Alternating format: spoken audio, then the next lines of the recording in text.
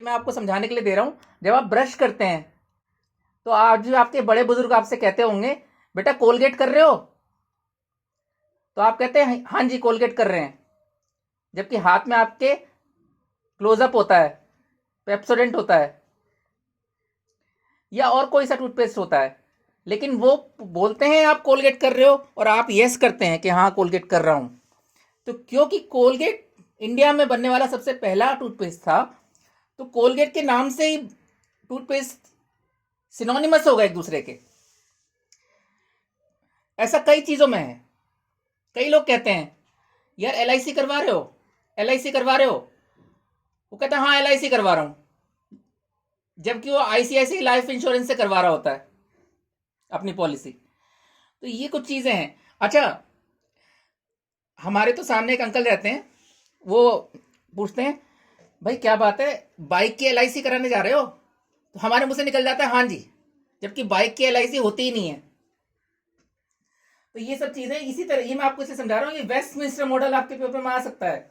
तो वेस्टमिंस्टर इसलिए आया है क्योंकि ब्रिटेन में सबसे पहले पार्लियामेंट बनी थी और वेस्टमिंस्टर परिसर में है, तो वेस्टमिंस्टर मॉडल इसी के बेस पर हमारी पार्लियामेंट बनी है, बिल्कुल इसी के बेस पर हमने इन्हीं को फॉलो किया। थोड़ा बहुत अंतर रखा है, लेकिन फाउंडेशन इस यही किसी को रखा है और बहुत कुछ इससे लिया है हमने। हमारे यहाँ 2 सदन होते हैं, एक लोकसभा और एक राज्यसभा। अब एक बार मुझे बता दीजिए, खुशनुमा, कुछ कुछ समझ आ रहा है? एक बार बताइए, आ रहा है ना? ठीक है ठीक है ठीक है, अपना माइक ऑफ कर दीजिए। 2 सदन होते हैं जिसे हम लोकसभा और राज्यसभा कहते हैं। अच्छा, लोकसभा लोअर हाउस कहलाता है और Rajya Sabha higher house, upper house, exactly अगर मैं कहूं तो उच्च सदन। अब राज्यसभा को उच्च सदन कहते हैं, लोकसभा को निम्न सदन कहते हैं। ये भी हमने मॉडल ब्रिटेन के वेस्टमिंस्टर मॉडल से ही लिया है। तो इस तरह से आपको लग रहा होगा कि राज्यसभा उच्च सदन है, तो भाई ये उच्च सदन के पास ज्यादा शक्तियां होती होंगी, लेकिन हकीकत इसकी उल्टी है। जो निम्न सदन होता है लोकसभा, उसके पास ज्यादा शक्तियां होती हैं, लेकिन कहते उसे निम्न सदन ही है, और प्रथम सदन होता है वो। मोनिका माहौर ज्वाइन करना चाहते हैं तो देखिए, राज्यसभा आपका उच्च सदन है, द्वितीय सदन कहलाता है, और पावर इसके पास लोकसभा से कम होती हैं, लेकिन लोकसभा निम्न सदन है लेकिन प्रथम सदन है, और पावर्स इसके पास ज्यादा होती हैं। अगर एग्जाम में क्वेश्चन आ जाए कि पावर किसके पास ज्यादा होती हैं, तो पावर्स दोनों के पास होती हैं, लेकिन जो अपर हैंड होता है, एक थोड़ा सा अपर हैंड लोकसभा के पास होता है। आपको इस तरह से लिखकर आना है, ये नहीं लिखकर आना कि राज्यसभा के पास कोई शक्ति नहीं होती, क्योंकि ब्रिटेन में जो मॉडल बना है वेस्टमिंस्टर मॉडल, वहां की जो राज्यसभा है उसको हाउस ऑफ लॉर्ड्स कहते हैं। थोड़ा सा एडवांस में बता रहा हूं, आपकी समझ में आ जाए। और लोअर हाउस को हाउस ऑफ पीपल कहते हैं वहां भी, और हमारे यहाँ भी। हमारे यहाँ लेकिन क्योंकि हम हिंदुस्तानी हैं, तो बाद में हमने इसका नाम बदलकर लोकसभा कर दिया था। पहले हमने जब शुरू में आज़ादी के बाद रखा था तो हाउस ऑफ पीपल ही रखा था इसका नाम। अभी बहुत से लोग हाउस ऑफ पीपल कहते हैं इसे। लोकसभा मतलब ही वही है, ठीक है? तो मैं कुछ भी बोल रहा हूँ, समझ जाइएगा। इंग्लिश में भी लोकसभा लिख लिख देते हैं बहुत से लोग, LOK, तो वहां जो हाउस ऑफ पीपल है उसको बहुत ज्यादा पावर है, और वहां का जो हाउस ऑफ लॉर्ड्स है उसको पहले बहुत ज्यादा पावर्स थी। पहले आप ईयर की मत सोचिए, वो इतना आपके एग्जाम में नहीं आएगा, लेकिन बाद में उन्होंने धीरे धीरे अपने हाउस ऑफ लॉर्ड्स की पावर कम कर दी। लेकिन हमने उनको इस चीज में फॉलो नहीं किया। हमने जब शुरू में जितनी उनके पास पावर्स थी उतनी पावर्स अपने द्वितीय सदन राज्यसभा में रखी, और हमने अपने राज्यसभा की पावर कम नहीं की, लेकिन ज्यादा पावर लोकसभा में ही होती है। अब आप कहेंगे कि लोकसभा में कैसे ज्यादा पावर होती है? तो देखिए, इसका सबसे बड़ा एग्जाम्पल तो होता है कि जो हमारा प्रधानमंत्री होता है वो ज्यादातर ज्यादातर, हमेशा नहीं कह रहा मैं, ज्यादातर लोकसभा का ही सदस्य होता है, लोकसभा से ही चुना जाता है। लोकसभा में वो नेता होता है सदन का। एक तो ये बात। दूसरी बात, जो हमारा प्रधानमंत्री हैं हमारे, और जो हमारा पूरा कैबिनेट है, मंत्रिमंडल, वो सिर्फ लोकसभा के प्रति उत्तरदायी है। कानूनी रूप से वो सिर्फ लोकसभा के प्रति उत्तरदायी है, लेकिन नैतिक रूप से वो राज्यसभा के प्रति भी उत्तरदायी है। लेकिन अगर देखें एग्जैक्टली लीगली फॉर्मली वो किसके प्रति उत्तरदायी है, तो वो लोकसभा के प्रति उत्तरदायी है। और इसका लीगली मैं इसलिए कह रहा हूं कि जब तक लोकसभा में बहुमत है रूलिंग पार्टी का, तभी तक प्रधानमंत्री भी बने रह सकते हैं और उनका मंत्रिमंडल।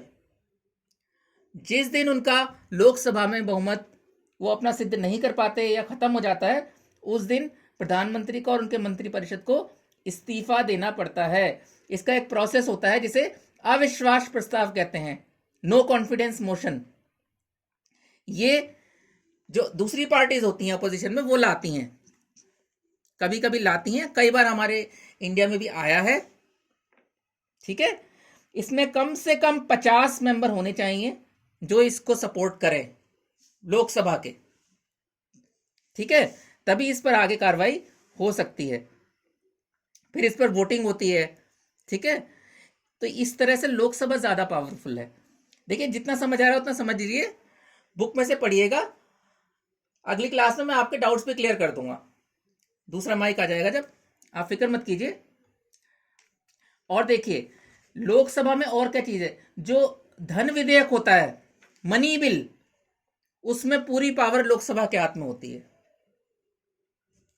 अब ये मनी बिल क्या होता है? मनी बिल से मेरा मतलब है बेसिकली जो आपका बजट आता है, हर साल आपका बजट पेश होता है, तो जो बजट पेश होता है उसके संबंध में राज्यसभा की सत्ता केवल नाम मात्र की है, केवल नाम मात्र की, नॉमिनल। ये आप लोग मीटिंग लेफ्ट क्यों करते जा रहे हैं भाई? इस तरह से क्लास मत करिए। मैं नाम नहीं लूंगा, लेकिन कई बच्चे लेफ्ट कर रहे हैं क्लास को। अगर कुछ पानी पीना है, कुछ करना है, तो उसके लिए क्लास लेफ्ट करने की क्या जरूरत है? पानी पी लीजिए, वापस आ जाइए।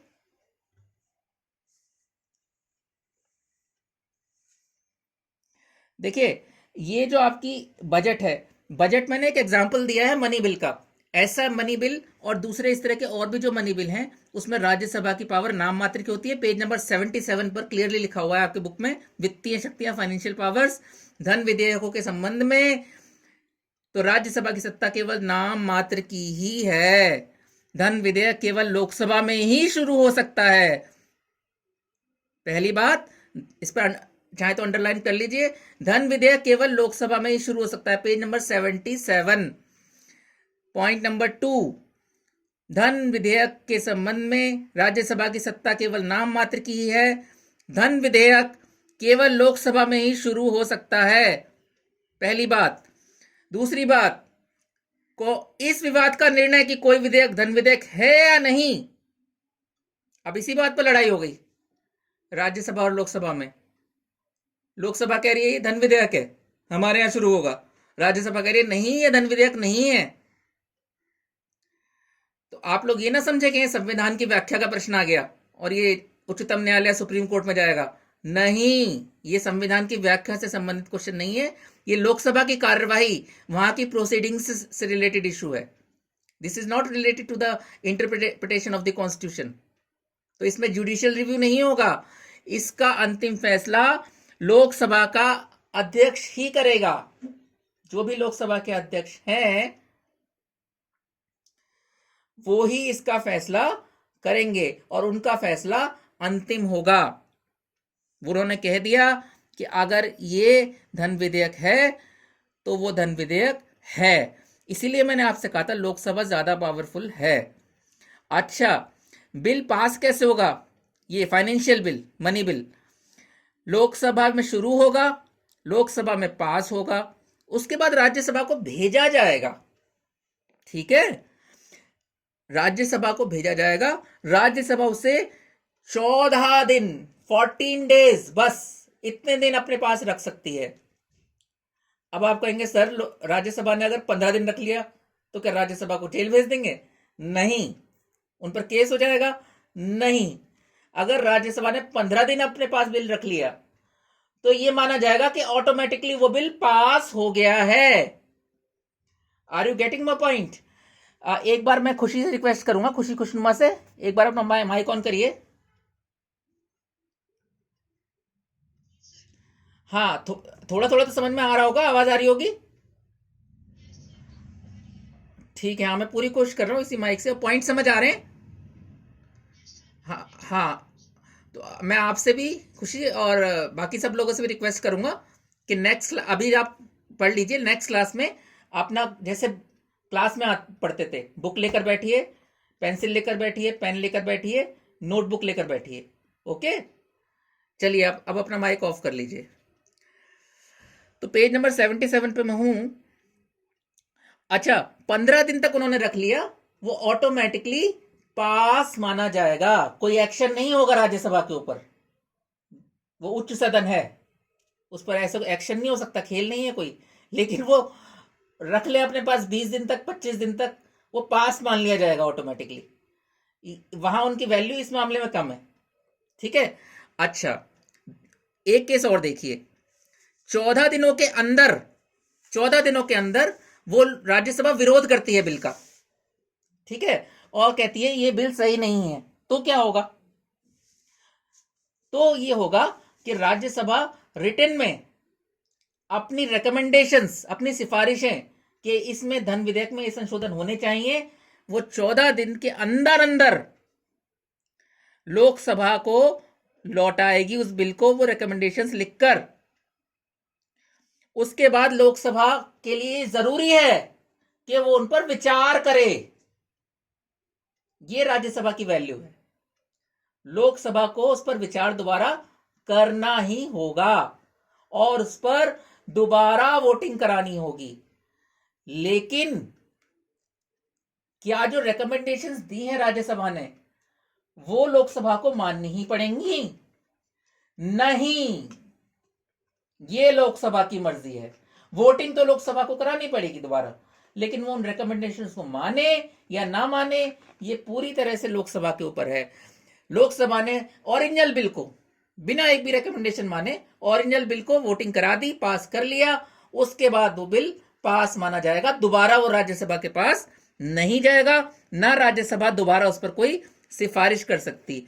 ये मैं इतना डिटेल में इसलिए बताया है क्योंकि ये जो फाइनेंशियल पावर्स हैं और एक जो लोकसभा में सरकार गिराई जा सकती है, ये दो पावर्स ऐसी हैं जिनको, जिनकी वजह से लोकसभा राज्यसभा से अपर हैंड रखती है। अदरवाइज अदरवाइज ज्यादातर पावर्स जो हैं वो दोनों की सेम हैं। एक आध और भी होगी तो मैं बता दूंगा आपको, लेकिन मेन यही दो हैं। तो इसीलिए राज्यसभा जो है उसकी पावर्स थोड़ी कम मानी जाती हैं। अब सवाल यह है कि राज्यसभा के पास पावर्स कम है, तो राज्यसभा की फिर वैल्यू क्या है, राज्यसभा का महत्व क्या है? तो देखिए, मैं आपको बिल्कुल शॉर्ट में समझाऊंगा इसको, आप पढ़िएगा इसे। नहीं समझ आता तो मैं डिटेल में भी समझा दूंगा। समझाने को मैं इस पर 1 घंटे ही बोल सकता हूँ, 2 घंटे ही बोल सकता हूँ, लेकिन आपको अगर शॉर्ट में समझ आ जाता है तो इससे अच्छी कोई बात नहीं है। राज्यसभा का उपयोगिता यह है कि वो लोकसभा पर नियंत्रण रखती है। अगर सिर्फ एक ही सदन होगा तो वो अपनी मनमानी करेगा, जो मर्जी कर लेगा। राज्यसभा इस तरह से लोकसभा पर नियंत्रण का काम करती है। राज्यसभा आलोचना करती है। अब आलोचना करने से तो नहीं रोक सकते ना लोकसभा वाले उन्हें, तो वो आलोचना करते हैं, तो वो भी प्रेस में आता है, मीडिया में आता है, उस पर डिबेट्स होती हैं फिर। और कभी कभी पब्लिक प्रेशर ऐसा बन जाता है कि लोकसभा को झुकना पड़ता है। लोकसभा हाउस ऑफ पीपल है, पीपल के आगे उन्हें झुकना पड़ता है। मैंने आपको बताया था ना पहले भी कि लीगल सोवरेनिटी, विधिक प्रभुसत्ता संविधान में निहित है, लेकिन पॉपुलर सोवरेनिटी, लोकप्रिय प्रभुसत्ता भारत की जनता में निहित है। तो ये इसकी उपयोगिता है। और मैं आपको बताना चाहता हूं कि राज्यसभा में जो मेंबर्स होते हैं ज्यादातर, वो उनमें से 12 मेंबर उनमें से 12 मेंबर प्रेसिडेंट अपॉइंट करता है। जैसे कि अभी अभी आपके जो भारत के पहले चीफ जस्टिस ऑफ इंडिया थे रंजन गोगोई, मैंने आपको ग्रुप में भेजा भी था पहले, उनको राज्यसभा का सदस्य बनाया गया है। तो राज्यसभा में विद्वान सदस्य, पढ़े लिखे सदस्य, जिनको एक्सपीरियंस है, जिनको बहुत एक्सपीरियंस होता है, जो परिपक्व होते हैं, मैच्योर होते हैं, विद्वान होते हैं, विशिष्ट व्यक्ति, उनकी एंट्री हो सकती है। लेकिन लोकसभा में क्या होता है, लोकसभा में तो जनता चुनती है।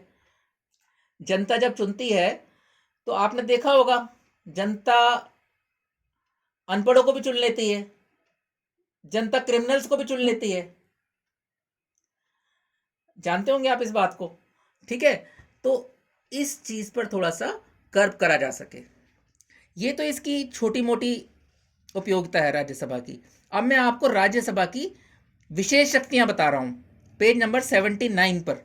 राज्यसभा की विशेष शक्तियां, ये 2 शक्तियां सिर्फ राज्यसभा के पास है।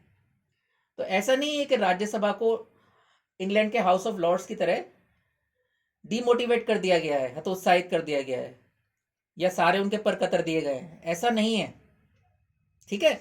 राज्यसभा की देखिए पेज नंबर 79 पर,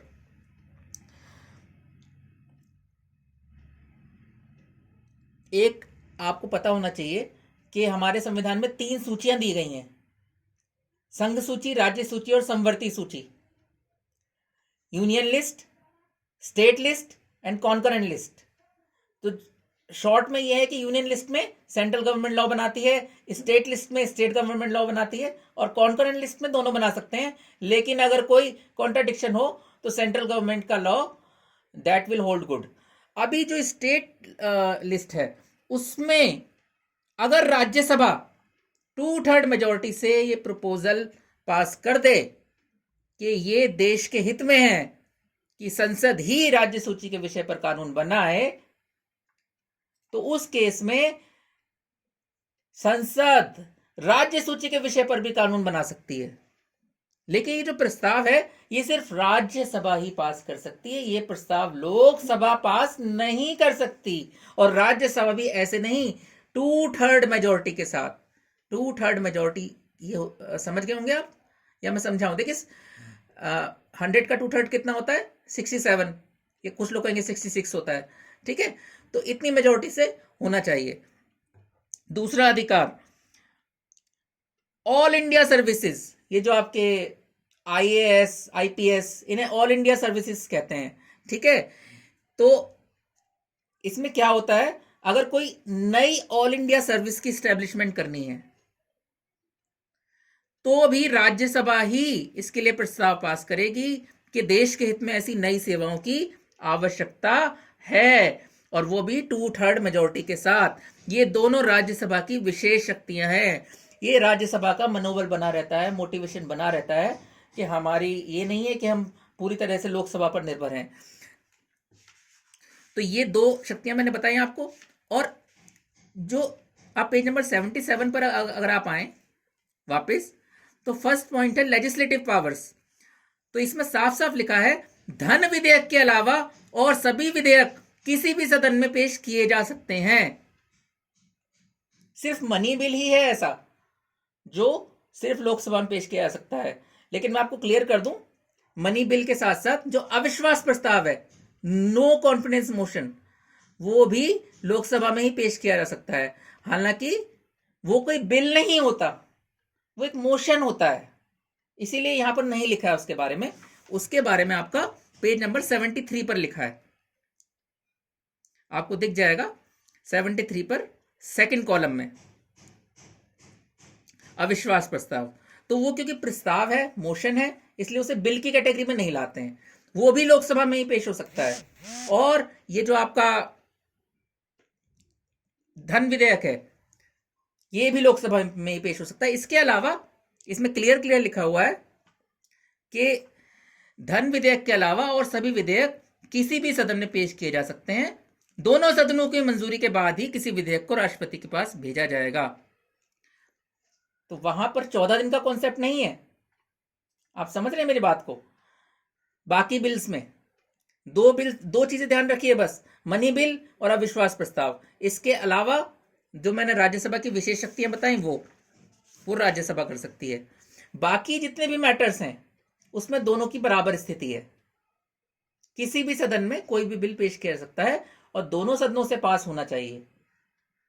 कई बिल्स ऐसे हैं जो लोकसभा से पास हो चुके हैं और राज्यसभा से पास नहीं हुए हैं, वो आज तक कानून नहीं बन पाए हैं। मैं क्लास में भी आपको बता चुका हूं, जो वुमेन रिजर्वेशन बिल है पार्लियामेंट में, कि महिलाओं को 1/3 सीट्स मिले लोकसभा में, राज्यसभा में और स्टेट लेजिस्लेचर विधानसभाओं में, वो बिल लोकसभा 1996 में ही पास कर चुकी है।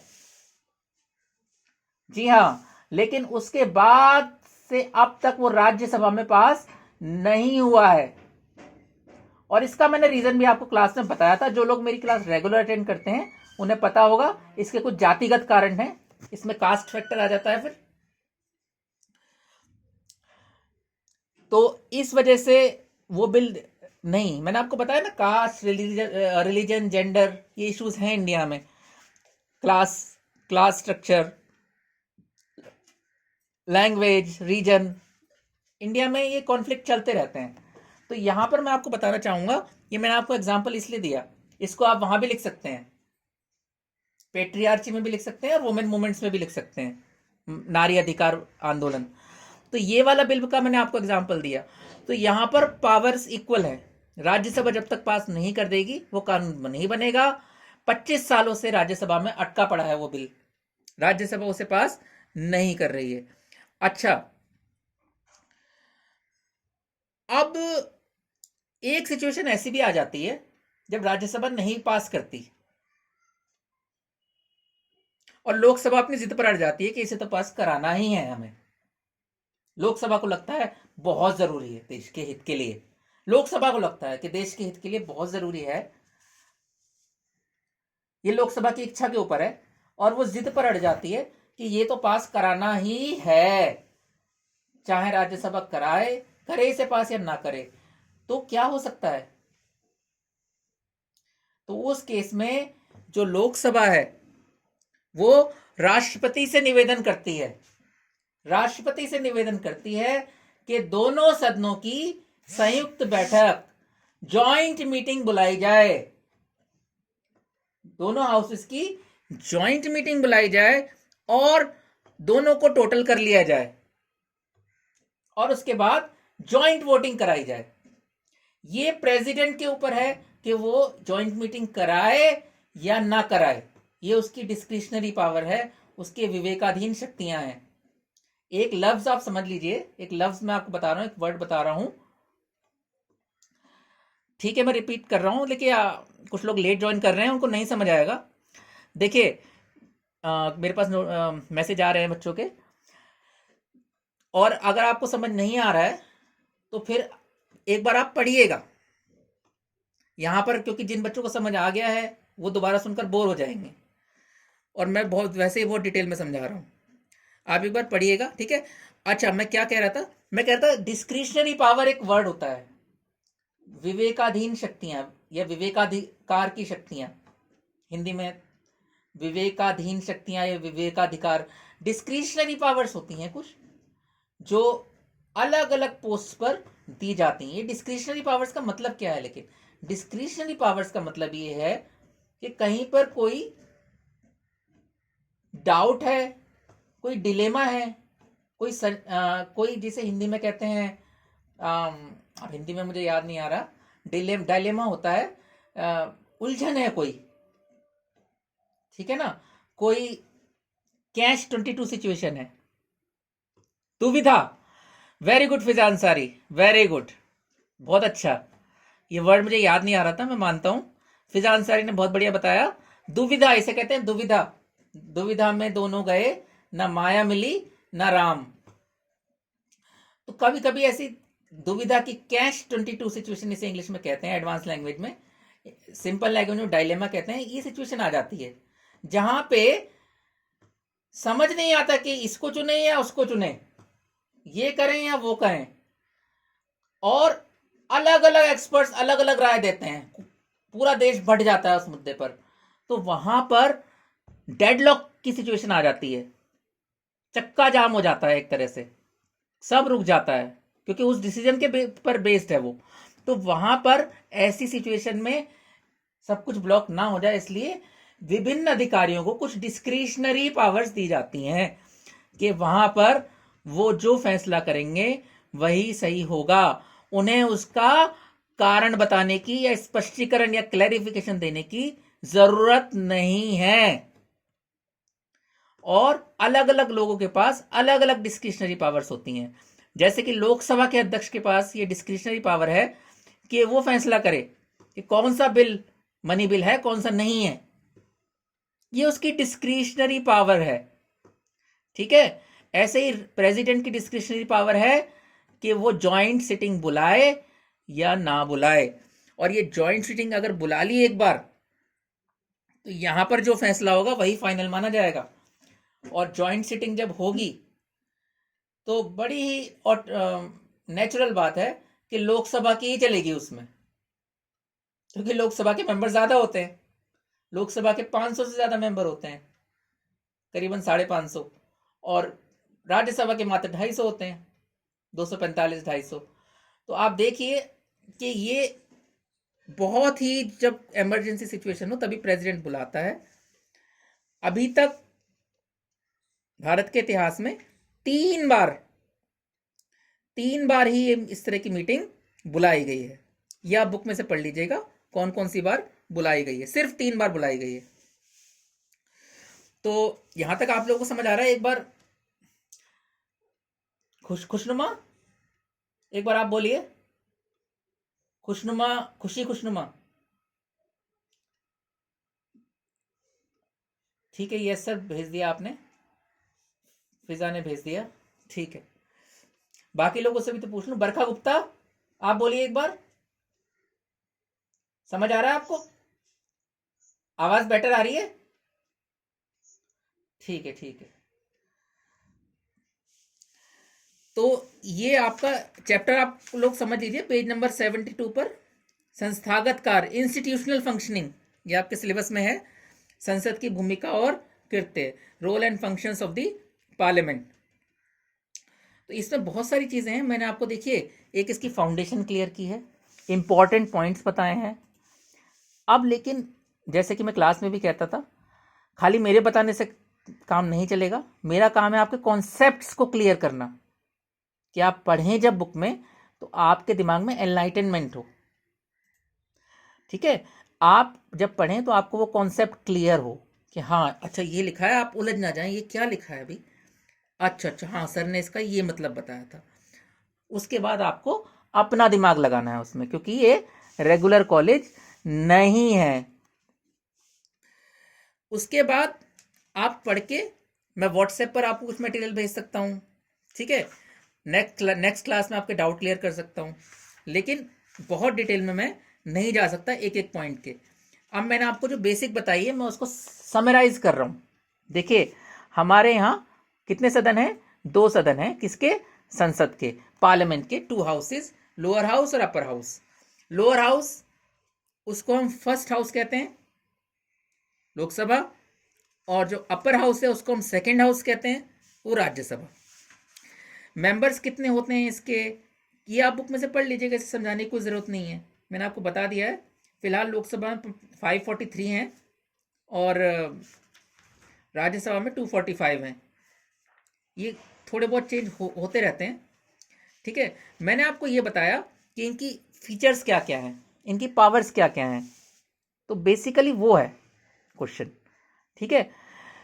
डॉक्टर अभी जो हमारे प्रधानमंत्री श्री नरेंद्र मोदी जी हैं, वो कौन से सदन के नेता हैं? वो लोकसभा के नेता हैं।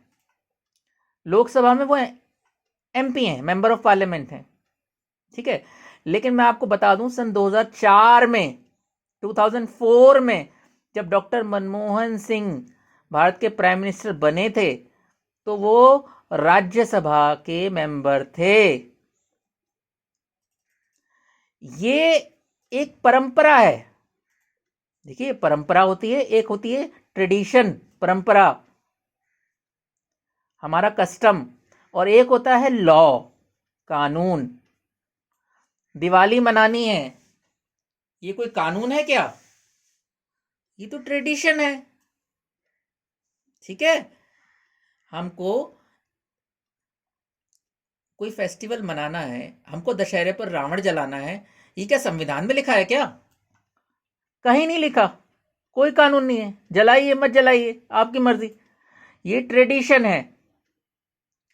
और एक लॉ होता है, ठीक है, कि अगर कोई किसी का मर्डर करेगा तो उस पर वो कोडिफाइड लॉ होता है, उस पर ये धारा लगेगी और उसको अरेस्ट किया जाएगा और उस पर इस प्रक्रिया के तहत मुकदमा चलाया जाएगा। तो मेरे ख्याल से आप ट्रेडिशन और लॉ, जो फॉर्मल लॉ, उसका फर्क समझ गए होंगे। तो ये ट्रेडिशन है कि प्राइम मिनिस्टर लोकसभा का ही सदस्य होगा। दिस इज ए ट्रेडिशन, और जिसका फॉलो ज्यादातर टाइम हुआ है इसको। और ट्रेडिशन क्यों बनता है? क्योंकि ट्रेडिशन समाज की सेहत के लिए अच्छा होता है, इसलिए बनता है। तो ये माना गया है कि लोकसभा का ही होना चाहिए, जनता का चुना हुआ होना चाहिए, क्योंकि वो प्रधानमंत्री है देश का। लेकिन ऐसा कोई लॉ नहीं है जो राज्यसभा के मेंबर को प्राइम मिनिस्टर बनने से रोक ले। तो डॉक्टर मनमोहन सिंह 2004 में जब बने थे तो वो राज्यसभा के मेंबर थे। क्रिटिसिज्म हुआ था उनका इस चीज के लिए, लेकिन लीगली कोई उनको कहीं पर भी चैलेंज नहीं कर सकता था इस चीज के लिए। अभी जो हमारे प्रधानमंत्री हैं श्री नरेंद्र मोदी जी, वो 2014 में जब बने थे तब भी लोकसभा से बने थे, और अभी बने हैं तो भी लोकसभा से बने हैं। एक बात और ध्यान रखिए, अगर कोई व्यक्ति किसी भी सदन का नेता नहीं है, ना लोकसभा का ना राज्यसभा का, ठीक है, वो भी प्रधानमंत्री बन सकता है। क्या सोच रहे हैं आप लोग, ऐसा कैसे हो जाएगा? ये देश है, लोकतंत्र है, क्या है? देखिए, संविधान ने इसकी व्यवस्था कर रखी है। ये संविधान में व्यवस्था दी गई, परंपरा यही है कि लोक ट्रेडिशन यही है कि लोकसभा का मेंबर ही प्राइम मिनिस्टर होना चाहिए। लेकिन अगर कोई ना लोकसभा का सदस्य है ना राज्यसभा का सदस्य है तो वो भी प्राइम मिनिस्टर बन सकता है, लेकिन 6 महीने के अंदर, 6 महीने के अंदर उसे किसी एक सदन की सदस्यता हासिल करनी होगी प्रधानमंत्री बनने के बाद। अगर वो ऐसा नहीं कर पाता तो 6 महीने बाद वो अपने पद से हटा हुआ माना जाएगा। ये यूनिट 3 चल रही है आपकी, institutional functioning, prime minister, parliament and judiciary. ठीक है, थोड़ा थोड़ा इसमें प्राइम मिनिस्टर का भी करा रहा हूं, बेसिकली आपका पार्लियामेंट का करा रहा हूं मैं। तो ये आपका मैंने बताया। अच्छा, एक बात और ध्यान रखिए, इंडिया में हमारे 2 हेड होते हैं कंट्री के, एक फॉर्मल, एक सेरेमोनियल, एक औपचारिक, एक समारोह संबंधी। ये आपका 73 पेज पर लिखा है। एक हमारा राष्ट्रपति होता है, एक प्रधानमंत्री होता है। ये दोनों ही हेड होते हैं, लेकिन इसमें फर्क क्या है? फर्क ये है कि जो फॉर्मल हेड होता है हमारा, या जिसे कह सकते हैं जो रियल हेड होता है, वो प्राइम मिनिस्टर होता है। और जो सेरेमोनियल हेड होता है, समारोह संबंधी, समारोह क्या है? जैसे इंग्लैंड की महारानी, वो इंग्लैंड की समारोह संबंधी महारानी है, लेकिन वास्तविक शक्तियां वहां भी वहां के प्रधानमंत्री के हाथ में ही हैं। तो क्योंकि भारत ने वहां से ही ग्रहण किया है अपना सिस्टम, तो लेकिन यहाँ यहाँ पर राजा महाराजाओं का सिस्टम तो खत्म कर दिया गया इंडिया में, लेकिन यहाँ पर राष्ट्रपति का पद उसकी जगह बना दिया गया। ठीक है, अब आपकी क्लास का टाइम हो रहा है, इकोनॉमिक्स की क्लास का। मैं आपको ये कहूँगा कि इसको पढ़िए चैप्टर को, और इसे समझने की अपने आप कोशिश कीजिए। मैंने आपकी फाउंडेशंस आपकी क्लियर कर दी हैं, कॉन्सेप्ट क्लियर कर दिए हैं। बाकी इसमें ये इसकी रचना में कितने मेंबर होते हैं, कितना आरक्षण होता है इसमें। ठीक है, लोकसभा में एक विपक्ष का नेता होता है, राज्यसभा में भी विपक्ष का नेता होता है। इसकी कुछ समितियां होती हैं। समितियां इतनी इंपॉर्टेंट नहीं है, मैं आपको पहले बता दूं। पेज नंबर 81 पे जो समितियां दी हैं वो इतनी इंपॉर्टेंट नहीं है। वो हाँ, अगर ऑब्जेक्टिव टाइप पेपर आता है 4 ऑप्शन वाला, उसमें क्वेश्चन आ सकता है, अदरवाइज इसका क्वेश्चन नहीं आएगा। और फिर इसकी वही है, पावर्स हैं, रोल हैं, फंक्शन है। तो आप इसको पढ़िए। फिर यहाँ पे इनकी आलोचना भी है कि इनकी आलोचना कैसी हुई है, क्या क्या इन्होंने, इन पर जनता ने आलोचना की है। सुप्रीम कोर्ट ने, न्यायपालिका ने भी कई बार आलोचना की है। लंबा चैप्टर है आपका, लेकिन मैं आपको इसमें इंपॉर्टेंट बता देता हूँ। अगर आपके हाथ में बुक है तो पेज नंबर 72 से शुरू है, ये तो आपको सारा ही पढ़ना है। 72, 73, 74, 75, 76, 77, 78, 79। हाँ, पेज नंबर 81 पर जो समितियाँ हैं वो आप चाहें छोड़ दीजिएगा, स्किप कर दीजिएगा, ठीक है। इसके बाद ये सीटें दे रखी हैं, कौन कौन से स्टेट में कितनी है, ये आपकी जनरल नॉलेज के लिए है। इसको देखिए, सबसे ज़्यादा सीट्स कहाँ से आती हैं, कैसे आती हैं। और फिर मैं कह रहा हूँ, कौन बनेगा करोड़पति की तरह आया तो आ सकता है, कहाँ कितनी सीटें, अदरवाइज इसकी कोई एग्जाम के हिसाब से इंपॉर्टेंस नहीं है। फिर इसकी शक्तियाँ और भूमिका दी हुई हैं, ये इंपॉर्टेंट है, ठीक है। फिर ये है संसद और संसदीय परंपराओं का पतन, पेज नंबर 86 पर। इसे आप अभी मत पढ़िए, इतना नहीं पढ़ा जाएगा आपसे, आप बस पेज नंबर 85 तक पढ़ लीजिए अभी। और जो 85 तक भी नहीं पढ़ सकती छात्राएं, उनको मैं कहूँगा कि 72 से लेकर आपको पेज नंबर 80 तक तो पढ़ना ही पड़ेगा, ठीक है। अब आप में से, हाँ खुशनुमा, आप बोलिए ज़रा कुछ।